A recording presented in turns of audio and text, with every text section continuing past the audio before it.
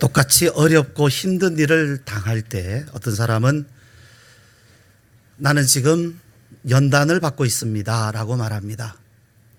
또 한 사람은 나는 지금 불행합니다. 불행한 일을 겪고 있습니다 라고 말합니다. 감사 제목을 말할 때, 나눌 때 나는 누구처럼 불행한 일을 당하지 않아서 감사해요 라고 하는 사람들이 있습니다. 그런데 여기 이 불행이라고 하는 단어를 연단으로 바꾸면 문제는 달라집니다. 연단이 없는 것을 감사의 제목이라고, 감사를 할 수 있다고 말할 수 없기 때문에 그렇습니다. 연단이 없는 것, 그건 감사의 제목이 될 수 없습니다. 성경에서 연단이라는 단어를 우리가 그 연단이라는 단어가 나오는 구절마다 다 찾아서 그것을 살펴보면 구원받은 사람, 하나님의 백성에게 연단은 반드시 있는 것입니다. 누구에게는 있고 누구에게는 없는 것이 아닙니다. 반드시 있어야 하는 것입니다. 만약에 연단이 없다면 오히려 이렇게 생각을 해봐야 됩니다. 나는 하나님께로부터 버림받은 거 아니야? 연단이 없다면 말이에요. 나는 하나님이 버리신 거 아닌가? 성경에도 있습니다. 징계가 없다면 그건 버림받은 사람이다. 오히려 하나님은 사랑하시는 자를 징계하신다고 말씀하시고 있습니다. 물론 연단, 징계 우리는 힘든 일입니다. 어려운 일입니다. 그러나 그것이 우리에게 필요한 것이고 우리를 유익하게 하는 것이기 때문에 하나님은 그것을 우리에게 주시는 것이죠. 자, 구약의 마지막 시대에 하나님은 이스라엘 백성들에게 내가 너희에게 사자를 보내겠다. 그래서 너희를 연단하겠다라고 말씀하십니다.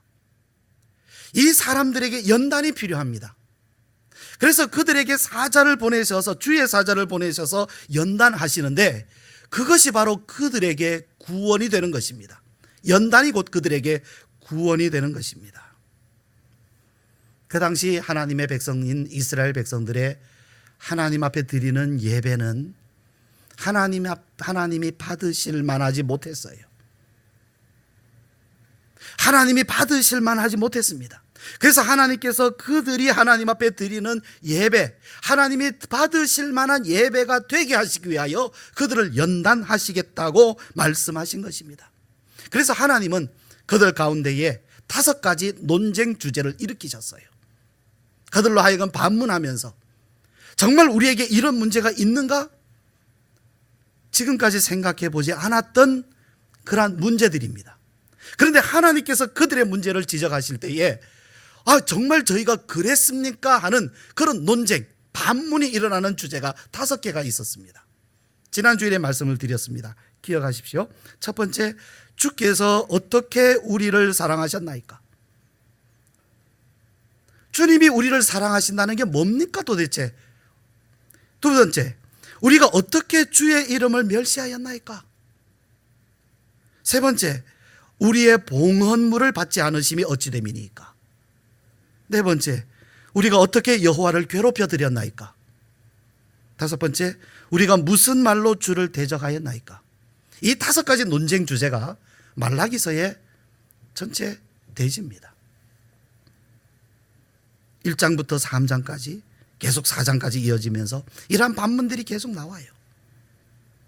자, 여러분, 우리의 신앙이 앞으로 나아가야 하는데 앞으로 나아가지 못하고 있다고 하면 거기에는 분명한 방해물이 있습니다.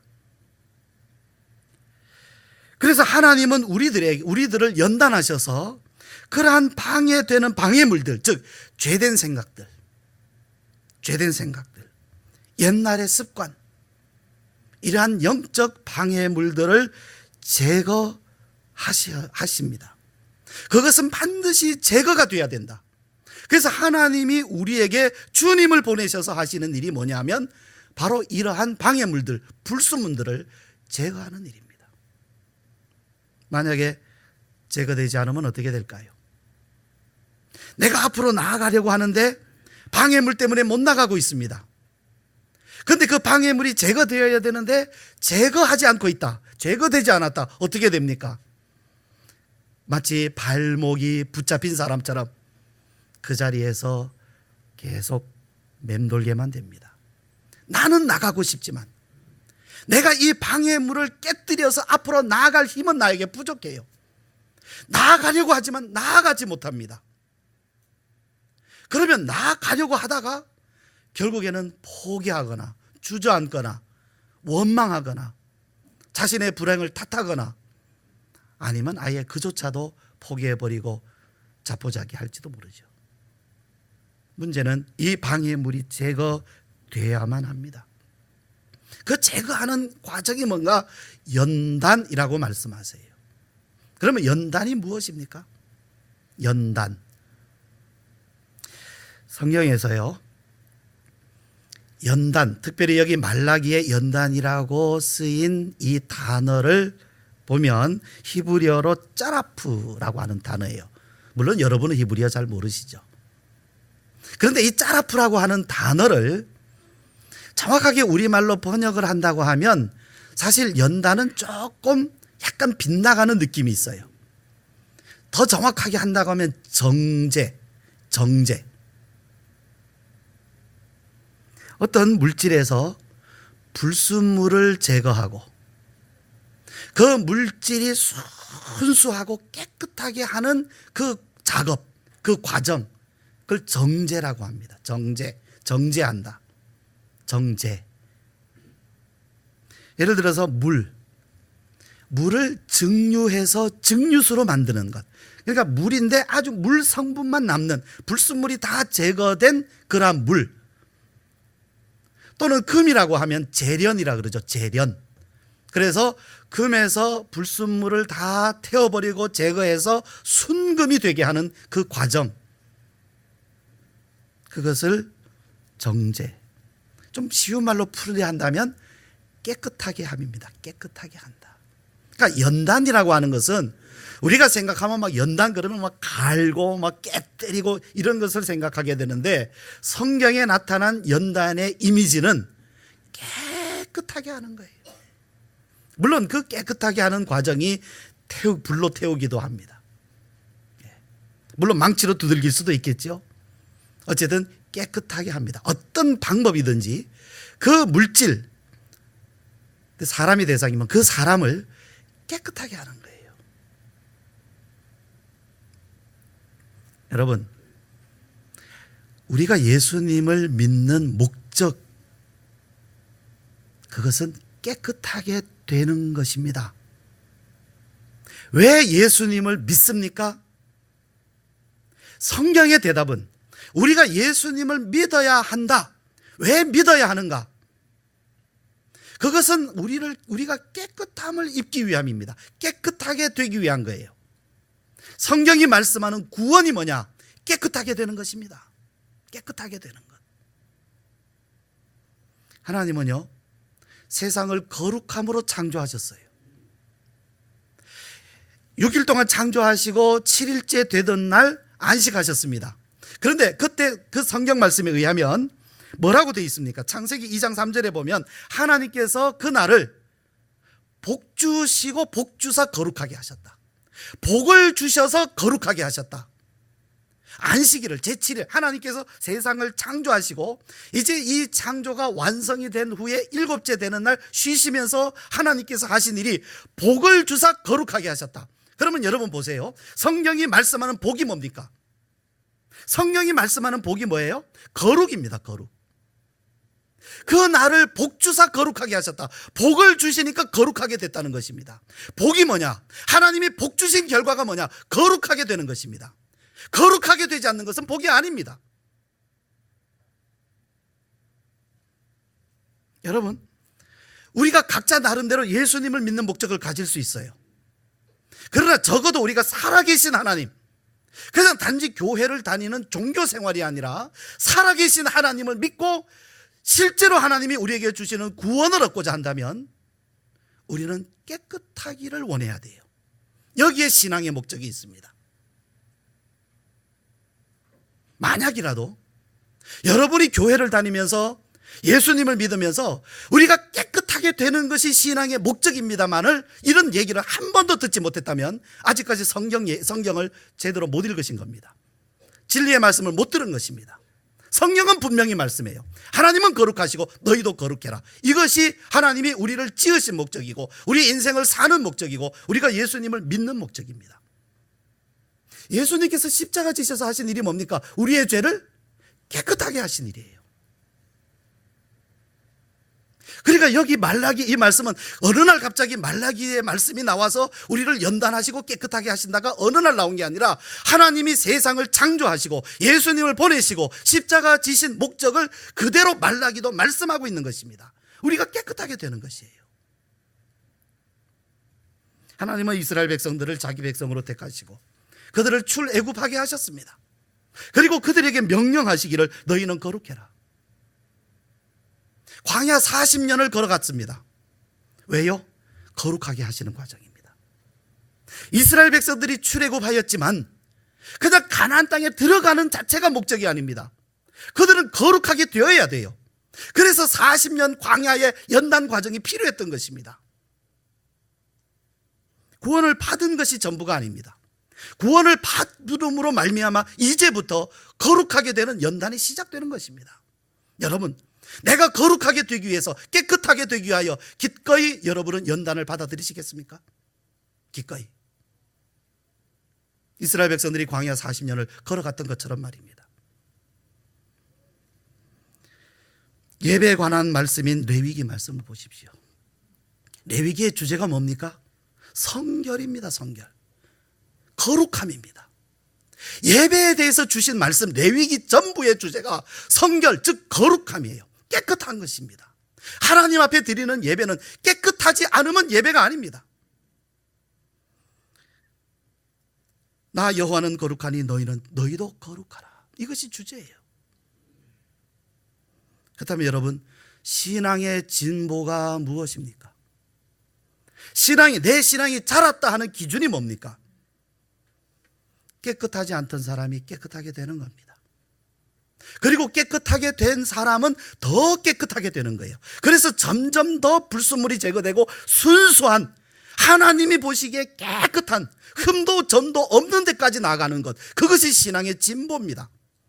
그러면 지난 한 해 동안에도 내가 신앙의 진보가 있다, 뭐를 기준으로 할 거냐 말이지요. 우리는요, 신앙의 목적을 분명하게 정해야 됩니다. 그래야 그 신앙이 지금 어디를 향해서 가는지 방향이 정해집니다. 그래야 내 신앙이 자라고 있는지, 그 자리에 멈춰서고 있는지 그 판단과 결과가 나오게 되는 것입니다. 신앙의 진보를 말할 때 어떤 사람은 나는 신앙이 진보되었습니다 하는 사람도 있을 거예요. 어떤 사람은 나는 신앙이 진보되지 못했습니다 하는 사람도 있을 것입니다. 그런데 그 기준이 어떤 사람은 성경 지식, 나는 지난 한 해 동안 성경 많이 배웠어요, 그래서 나는 신앙이 진보했습니다 라고 말할 수 있을지 모릅니다. 왜? 기준을 지식에다 두는 거죠.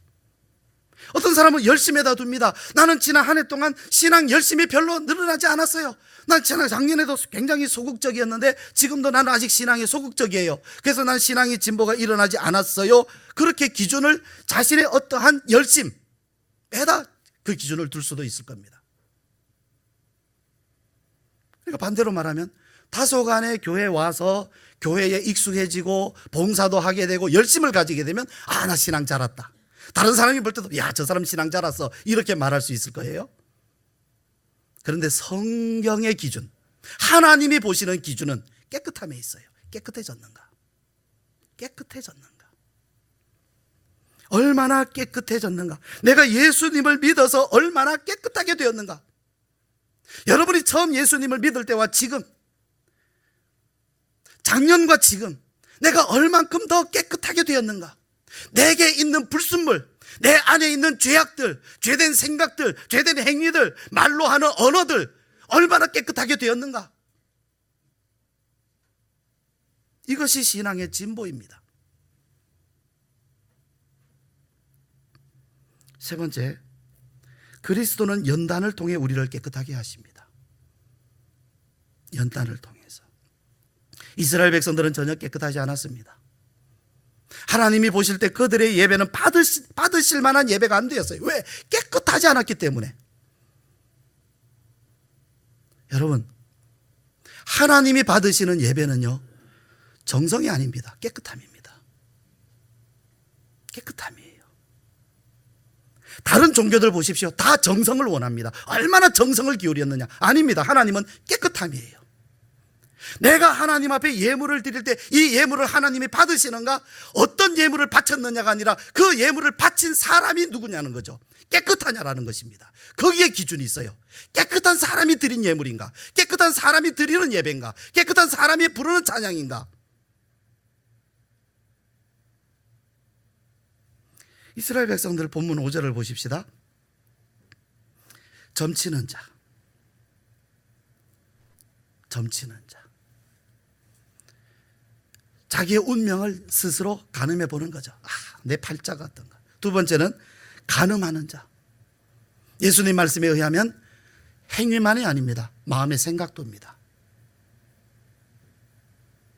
세 번째, 거짓 맹세하는 자. 네 번째, 품꾼의 삭슬 억울하게 하는 자. 억울하게. 정당한 대가를 치르고 어떤 것을 얻는 것이 아니라 그 정당하지 않은 방법을, 일종의 말하자면 편법, 더군다나 억울하게, 나보다 약한 사람에 대해서 억울하게 해서 너는 그것만 갖고 가. 한 사회의 정의를 측정해 보려면요, 그 사회가 정말 정의로운 사회인가, 정의롭지 못한 사회인가를 보는데 두 가지 장소가 있어요. 하나는 법정입니다. 또 한 군데는 시장입니다. 상인들의 저울이 정직한가. 그리고 법정에서 그 사람의 신분이나 가진 유무와 상관없이 정확하게 법대로 법정에서 판결이 이루어지는가. 힘을 가지고 돈이 있다고 해서 무죄 판결을 받고, 힘 없고 돈 없다고 해서 억울한 결과가 나오고, 이렇게 되는 사회는 정의롭지 못한 사회인 것입니다. 그러니까 법정에서, 시장에서 그 사회의 정의의 수준을 판단해 볼 수 있는 것이죠. 약자를 압제하는 자, 약자를 압제하는 자.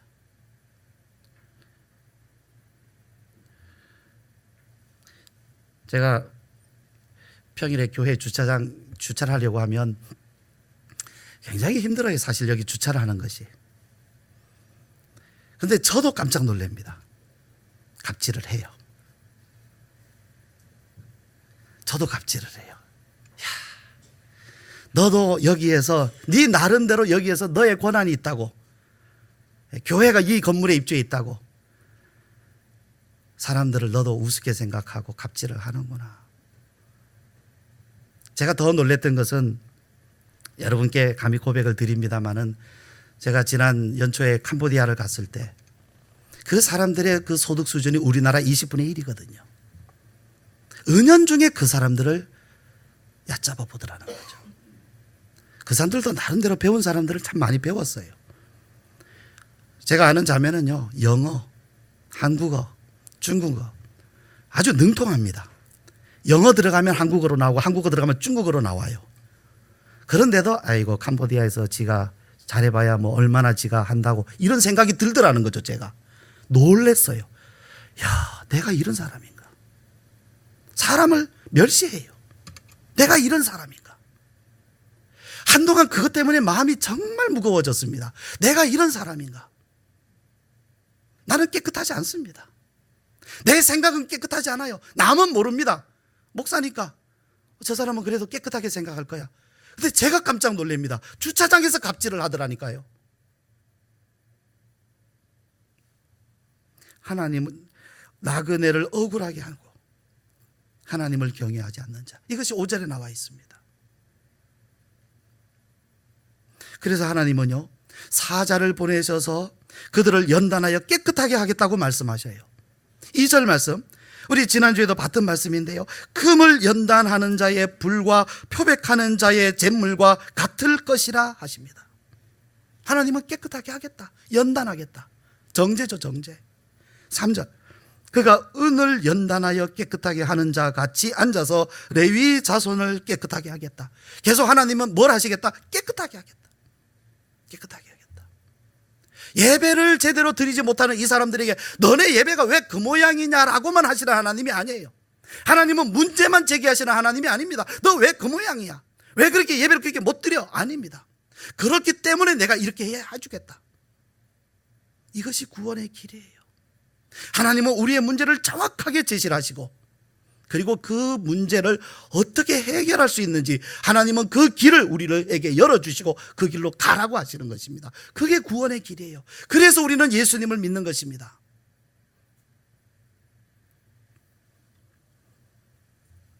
우리는 어떻게 깨끗하게 될 수 있습니까? 우리에게는 우리를 깨끗하게 해 주시는 주의 사자, 누구십니까? 그리스도가 계십니다. 우리를 깨끗하게 하시는 분, 똑같은 표현입니다. 우리를 연단하시는 주님입니다. 주님이 우리에게 오셔서 구원하신다.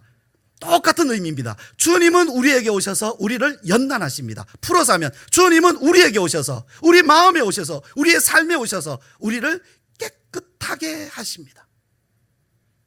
예수님은 우리를 깨끗하게 하시려고 십자가에서 고통을 당하셨어요. 피를 흘리셨어요. 죽임을 당하셨어요.